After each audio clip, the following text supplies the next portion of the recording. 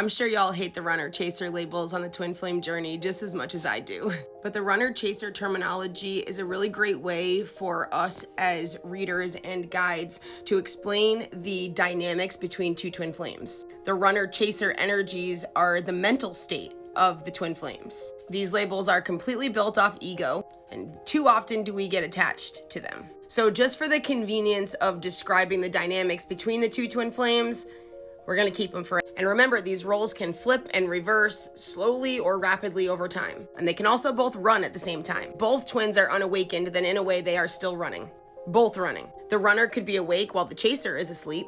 We mostly see it when the chaser has awakened and the runner has not yet awakened. And the very, very rare cases that both are awake, but both are also running.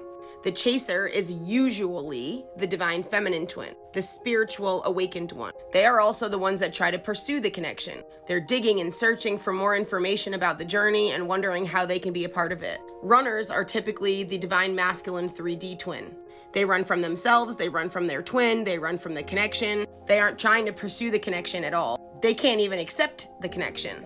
Due to the unhealed trauma, the limiting fears and beliefs, the ego blocks, the fears and the insecurities. Runners are afraid of getting hurt and they're afraid of rejection. They have a hard time feeling and expressing their emotions. Most of the people that I do readings for on this twin flame journey, once they understand how this connection works, they come right out and say that they believe they are the chaser. When in reality, the truth is that they're actually running too. Running from their own traumas and wounds and fears and insecurities. And this becomes a major blockage on the twin flame journey, delaying their progress because they can't get out of their own way. All the while they're convincing themselves that they're just waiting for their divine masculine or for their twin.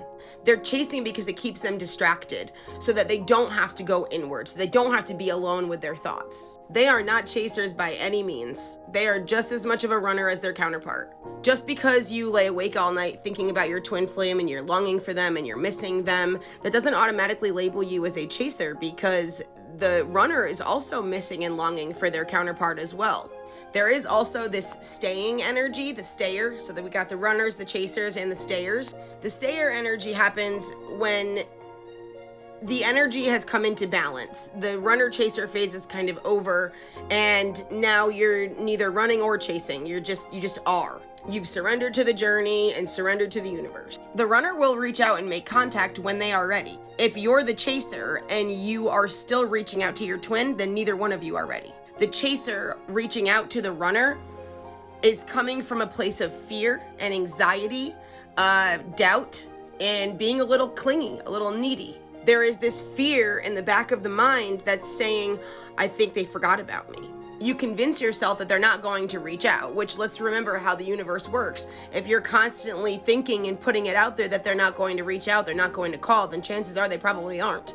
You convince yourself that they're not going to reach out to you. So instead of waiting for them to come to you, you attempt to force the union or reunion to happen much, much faster. Control. 333 on my timer. Remember that the runner mirrors back to the chaser how they feel about themselves. Once a decent amount of healing has been done, and you gain this new sense of self-love and self-worth, and you know how damn amazing you truly are, and you have an understanding that it's 111 on my clock. You have this understanding that you deserve to love and be loved in return. And now the runner will start mirroring that energy back to you, and it is beautiful.